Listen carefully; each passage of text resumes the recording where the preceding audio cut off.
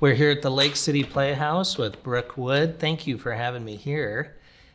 You have Fun Home coming up. Tell us a little bit about the show. You're the director. Yes, I am. So Fun Home is a beautiful story based off of the book by Alison Bechdel. She wrote a graphic novel about her life growing up, and it was turned into a musical. So we are lucky enough to be the first regional company to get the chance to do it. How did you do that? You are the president of the board here at Lake City Playhouse. So like any other thing, you every show, people don't really realize the process, but the process to getting a show is we first decide a season, and then we go through the process of applying with the companies. And so you find out what house owns the rights to the show, and then you apply for it, and then you are granted those rights. In terms of coming up with the overall season that you'd be excited to have, and you are embarking on 59 and into 60 years of art on this stage. This particular stage. Yep. So Lake City Playhouse has been on this stage for 60 years. Yes. So we started as the Carousel Players, and Carousel Players actually went into Coeur d'Alene Summer Theater, which became a professional company, and then it went into Lake City Playhouse, and then we were the Modern for a short time, and then back to Lake City Playhouse. Well, and we were talking about getting the respective rights for any show, but particularly Fun Home. As president of the board and the board members that are around you, how do you pick or collaborate on what you think is going to make up an overall season? So we have an eclectic board. We are a working board. So that means that, one, none of us get paid anything to do what we do. It's about passion. Yeah, it's about passion. We do this because we love it. But also we do this, we have a group of us that, whoever would like to have a say or talk about the season, we get together and we sit down and we make a list of, if you could do any show. Yeah, what's the wish list? What's the wish list? And then we go through and then we're like, okay, now let's talk about what's feasible on our stage, because it is a very small stage. Right, and actually, was it 2014 that you guys staged Les Mis on the stage, which was incredible, how you utilized a small space and made such a big show. Yeah, and we just got done doing A Christmas Story, and that had over 42 cast members within the show. So we make it work, but it takes a lot of creativity. So we try really hard to kind of figure out what shows will fit. And then we also try really hard to pick shows that have a diverse audience. Yeah, in terms of subject matter that might resonate with different age groups, different and genres of the community. Yep. Well, speaking of that, obviously picking Fun Home, some controversy in that. Tell us a little bit about that. Well, Fun Home, it is a rated R, I would say, for sure, for content. It is a contented show. We try every year to at least pick one show that makes you think, makes you maybe feel a little bit uncomfortable, and gets you out of your box. I feel really strongly that art isn't just jazz hands and cute kids on stage, even though this show does have cute kids on stage. But which we are going to be chatting with some of the cast here in a little bit. Yes, and they're adorable. But I think it's important that when you put art out in a community, that not everyone is going to love it. I mean, it's just like going to a movie. You're not going to love everything that you see. What's the cliche? If you try to please everybody, you'll please nobody. No one. Yep. And so we try really hard to pick at least one show that makes you think outside of your box. Maybe gets you a little uncomfortable. And this show might make some people uncomfortable. Maybe push the envelopes on some of your thought processes and what your conclusions you've made. Yeah. I mean, the base of the story is I would say it's like a This Is Us, the TV show, because it goes through 3 different ages of one woman, and it's her process of coming out and how she deals with the trauma and the things that happened to her in her life as a child. What roughly are the age ranges? So in terms of the 3 stages. Allison, so there's Allison is about 10, 12. Okay. And then we have Allison in college. And then we have Allison at 43. No kidding. So it's 3 different ages, and Allison at 43 never leaves our stage. So she continues to tell you the story, and throughout the story is in and out of every scene. And opening night is January 17th. 17th. You have a pre-opening Yes. night show as well. Yes, so we're doing if people would like to support North Idaho Pride Alliance, we are doing a buyout with them. You can get your tickets from them. Okay. And that all the money, all the proceeds to that goes to North Idaho Pride Alliance. And that is the night before Then that is opening. the night before Okay. opening, yes. And how many shows? What's the run? We do gonna be? 11. 11 shows. Okay. So we run until February. Okay. The first What's the weekend of best February. way for folks to get tickets? To go on lakecityplayhouse.org Okay. and click on Fun Home, and then you can get your tickets from there. Perfect. Well, clearly everybody should check this Yes. out. Let's go back in time a little bit. You have put your blood, sweat, and tears into not only the board in the last 8 to 10 years, but you uniquely actually being in the Coeur d'Alene community. Take us back. Not only has the theater been around for nearly 60 years now, when did you first find yourself at Lake City Playhouse? So I auditioned on this stage in, goodness, Brooke Bassett and I were Not there. to date you. I know. Well, I was in the first show I was in on this stage. I did Children's Huckleberry Theater when I was young. So, and we brought that back this summer. So that That's was like cool. when I was very young. And then we did, I did Grease on the stage in 1997. 1997. And I played Marty. 22. Okay, 22, 23 years So yeah. ago. And I did some small stuff before that, but that was the biggest thing that I've done. And wouldn't you agree? I mean, again, with somebody with the perspective that you've seen over this many years of your involvement, theater and the arts in general, whether it's here in North Idaho or in Spokane or in our region, it doesn't just happen. It takes folks like yourself, the rest of your board, the community.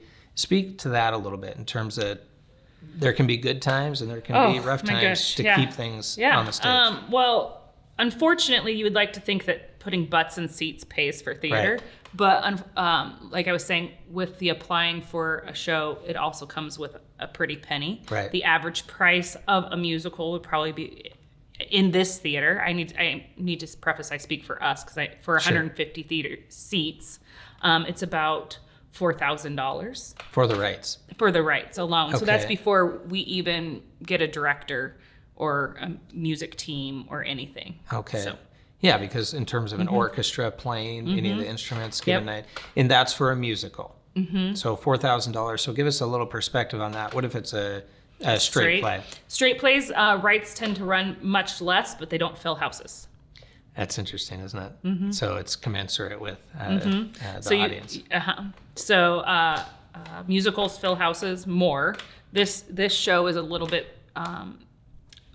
This show's a little different because it is a drama and a musical, so it is a little harder sell. But big musicals in this town put butts in seats. Well, I think so. And Ed, would you agree that the Coeur d'Alene community, as well as I think some of the Spokane community, is pretty darn supportive of the arts community here in Coeur d'Alene? Yes. We're really lucky. I think we're really lucky. We live in a kind of a really sweet pocket of people who still support live art. Right. We have the Arts and Cultural Alliance here in Coeur d'Alene, and they work really hard to keep art. I know that Spokane has a lot of great companies. I know that they work hard at Civic to keep art there and Stage Left. Yeah. And Yeah, Jeremy. Jeremy, Just yes, got- that's yes, fantastic. yes. Congratulations, Jeremy. Yeah. We're happy. Yeah, it's so, actually really cool. but we're really proud of what we're doing here. Aspire in Coeur d'Alene just started. It's a community theater. They're at the Kroc Center, and then we have Summer Theater. So there's a lot of theater to choose from. Would you agree that having more theater and that collaboration actually kind of lifts all boats? I think that, yes, I do think that it lifts, but I also think that we only have so many actors. Yeah. Well, So- and at least in my experience, Yeah. you see them cross over into whether Yeah. it be over at the Kroc or whether Yeah. it be at Stage Left or Civic Yeah. or here. Yeah, so I think that the biggest goal I think would be is for I know that myself, I try really hard to at least sit down with people on this side of the border and say, okay, what are you doing next year? Right. Let's make sure that we're not using the same actors and maybe try to line up even shows that might work for the current community Yeah. actors. yeah. Well, So pretty amazing talent pool. yes. And on that note, talk to me a little bit about casting this specific show in terms of the roles and the ages and the content and the talents needed for each role. How do you go about, how'd that work? How'd the casting work? It takes one very brave actors. I do want to say that. I want to preface, this show is kind of our lead, Ann Benson. I mean, she said it perfectly. She said it's like she peels her skin off every night, you know, because it's just, it's. That's a good visual. Yeah, you know, she's like, I'm just taking layers off, and all of our actors have to do it. I mean, we have the content. I mean, it's about a closeted father and his roller coaster that he goes on, and so it takes a brave man to come in and play that part, and we're very lucky that we have the cast that we have, and that we have people that are willing to kind of bear all on stage. So dedicate the amount of time. Yeah. So not only do they obviously have to bring the talent every day, every night, but I've always been fascinated with these individuals' ability to just flat get up on the stage and do this. You know, you have 150 here at this particular playhouse, but whether it be over at the Croc or at the Civic, could be 500 seats, and these people just, they do it. And I think that's so impressive. I don't know if everybody realizes how hard that would be to do. Well, and I don't think people realize that we're a community theater, so no one's getting paid. Right. You know, so these people are coming merely for the passion, for the love of the game, for the love of the game. Yeah. So I mean, we have people who are truly putting their all into this after they worked an 8-hour day. Yeah. You know, or have been at a pharmacy standing all day, or teaching, or whatever the story is. So I don't think people realize that, for one. Well, in your specific case, you're in real estate, and then you come direct for several hours a night. Tell me the director's role in that relationship with this cast. What do you need to do to be that leader? Well, I think every cast is different. I think as a director, your job is, one, to know your cast, and to know to quickly learn what each individual may need. Yeah. And then, and I think that as a director, your job is to make sure that, one, they feel safe, secure, sound, that they feel that they can create art. No one's going to judge them. You know, those are important things. I find this interesting, though, because you said a point a second ago that what each of them need. And in many different professions, and acting specifically, and art, is you take 10 different people, there could be 10 different needs. So I think that's an important piece that you mentioned, that you might think, I think I've nailed it. I think I've really given this individual the ability to rise up and get them in the right position. And then if you tried that over here, it wouldn't work. They don't react quite that way. So how do you do that? I think, what are the nuances of that? I don't know how. Just do. I've been an actress, and so I think that sometimes that helps. But I do love directing more. I find more passion in that. Why? Because I like the overall vision. I like the idea of watching something culminate and all come together. Do you feel like, as an actor, I'm playing this part, you like overseeing all the parts, or? No, I mean, and I love acting. But I love the idea of, like, saying, okay, here's my vision. This is what I think I'd like to see on the stage. And then watching it sometimes just supersede what you thought, you know, and then other times, you know, there's times where you sit down and you're like, it's not exactly what I saw, but look at how beautiful this is. So I think it's just the idea of having an overall hand on the whole thing. And so I find far more joy in that. And I find more joy in raising people up. That's just my personality. And seeing their success, take it from an opening night, potentially that performance, on through the trajectory to closing night. And moving on. I mean, we have 5 students in New York right now that have crossed the stage. So they're all in New York following their passion, their dreams. We have other people that have been on the stage that are getting ready to be on TV. You know, there's things that are happening, and it all started in this little tiny place. And those individual folks at any given time would look back and say, like you're saying, hey, I've been on this stage for either 22 years or 5 years, and which is an interesting point too. In this particular show coming up, what's the experience range? So I guess you could speak to this show, but also kind of historically, it's probably quite a range. In this show, we have a professional opera singer, all the way down to someone who's been in a few shows. that So, they're just giving it their Yeah. start. Yeah. I mean, and I think that's what's important. And I also think in this show, what was important to me to make sure when we cast it, that we cast people that were willing to be earnest in their place.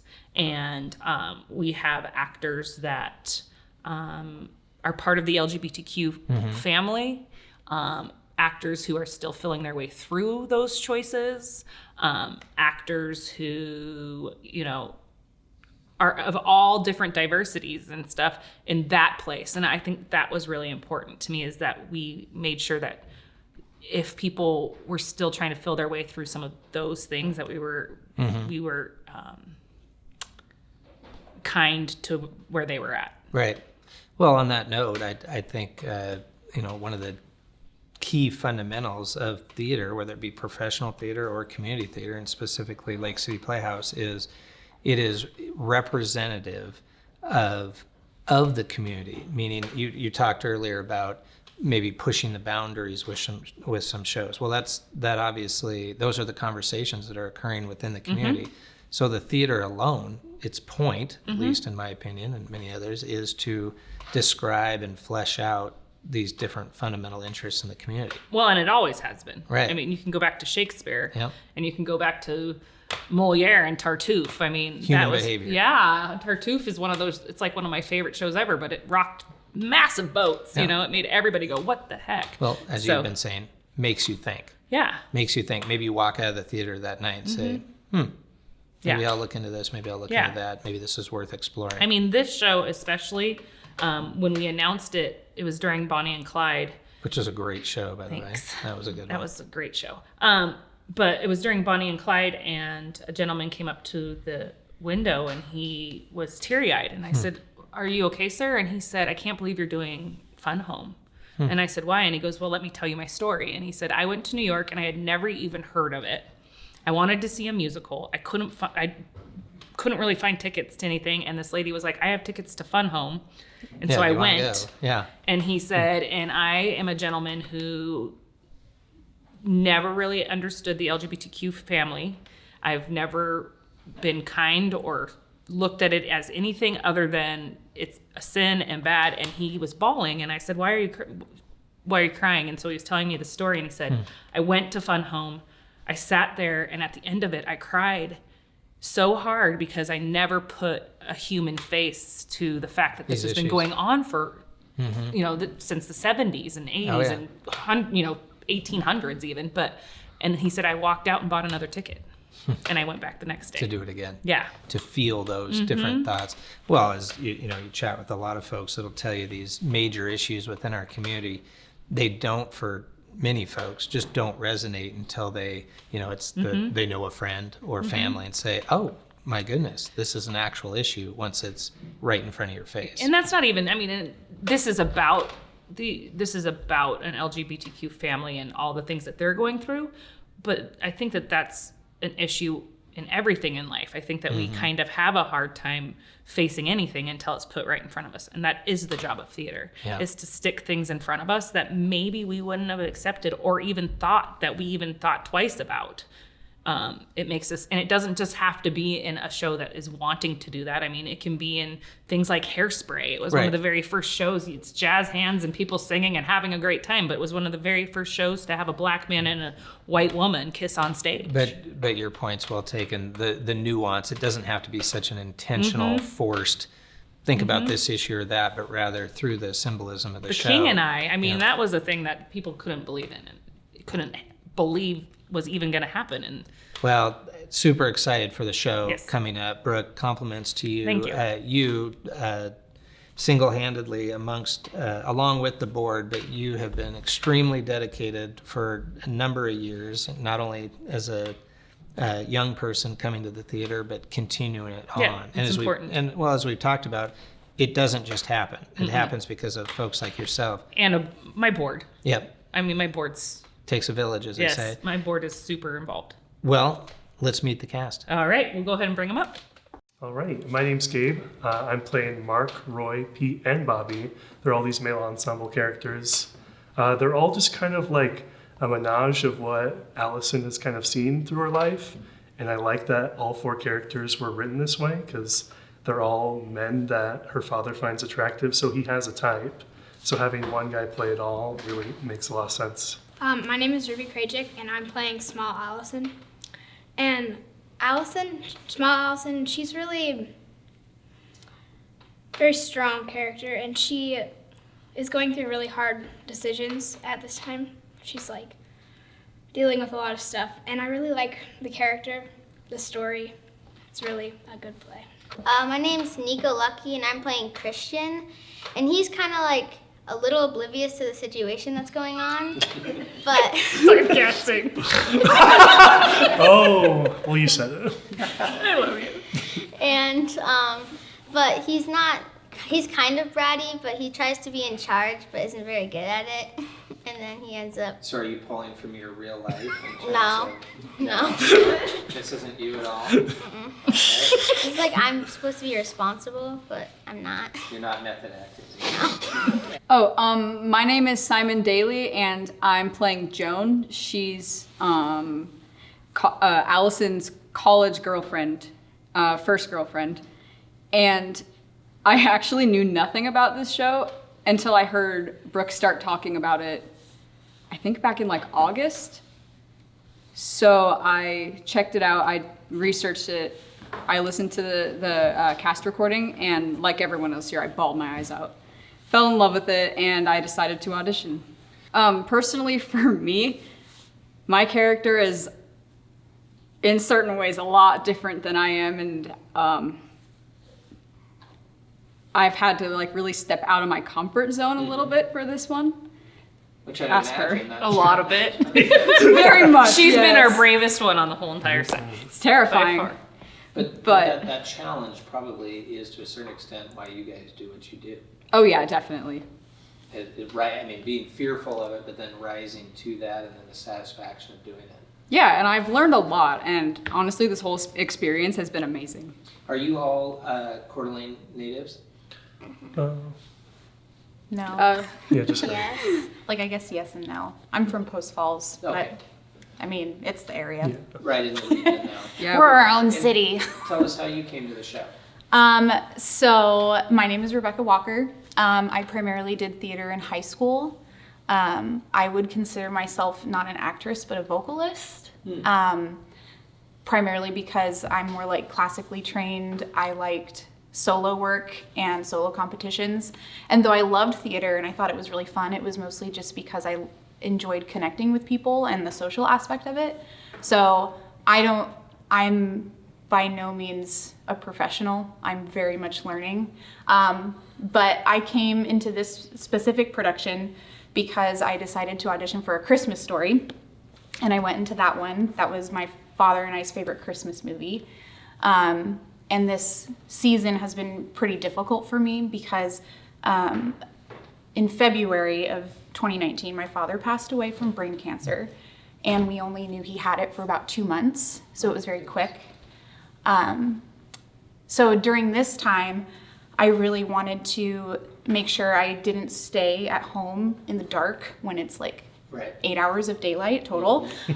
So I just really had a great time with A Christmas Story. Loved getting able to sing again, connecting with people, like just being around music and the arts again.